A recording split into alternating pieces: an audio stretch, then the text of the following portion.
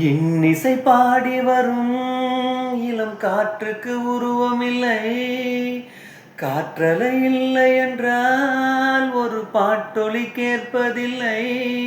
ஒரு கானம் வருகையில் உள்ளம் கொள்ளை போகுதே. ஆனால் காற்றின் முகவரி கண்கள் அறிவதில்லையே. இந்த வாழ்க்கையே வெறும் தேடல் தான். அதை தேடி தேடி தேடும் மனது தொலைகிறதே. இன்னிசை பாடி வரும் இளம் காற்றுக்கு உருவமில்லை. காற்றலை இல்லை என்றால் ஒரு பாட்டொலி கேட்பதில்லை.